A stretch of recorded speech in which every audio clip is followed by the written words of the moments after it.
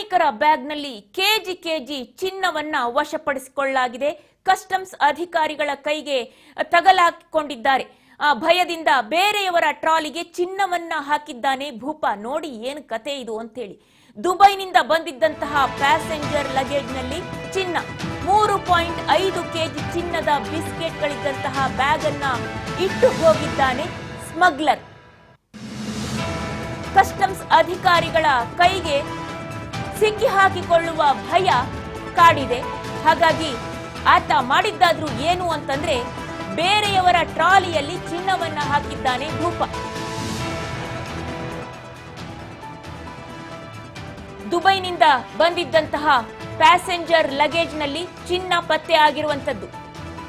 ಟ್ರಾಲಿಯನ್ನ ತಳ್ಳಿಕೊಂಡು checking ಕಡೆ ಬರುವಾಗ trolley ಬ್ಯಾಗ್ನಿಂದ ಹೊರಗಡೆ ಬಿದ್ದಿದ್ದಂತಹ ಚಿನ್ನ.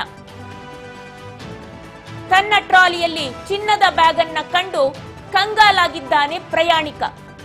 ಕೂಡಲೇ ಚಿನ್ನದ ಬ್ಯಾಗ್ ಸಮೇತ ಏರ್ಪೋರ್ಟ್ ಭದ್ರತಾ ಪಡೆಗೆ ಮಾಹಿತಿಯನ್ನ ನೀಡಿದ್ದಾನೆ ಪ್ರಯಾಣಿಕ.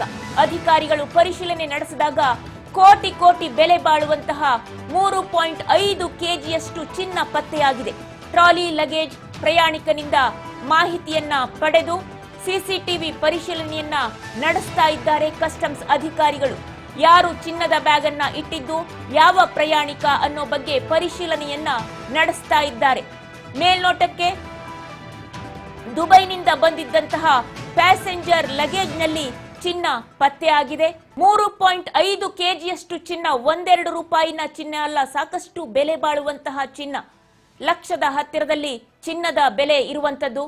ಇಂತಹ ಸಂದರ್ಭದಲ್ಲಿ ಕಸ್ಟಮ್ಸ್ ಅಧಿಕಾರಿಗಳ ಕೈಗೆ ತಗಲ ಹಾಕಿಕೊಳ್ಳುವಂತಹ ಭಯದಲ್ಲಿ ಬೇರೆಯವರ ಟ್ರಾಲಿಯಲ್ಲಿ ಚಿನ್ನದ ಬ್ಯಾಗ್ ಅನ್ನ ಇಟ್ಟಿದ್ದಾನೆ ಸ್ಮಗ್ಲರ್.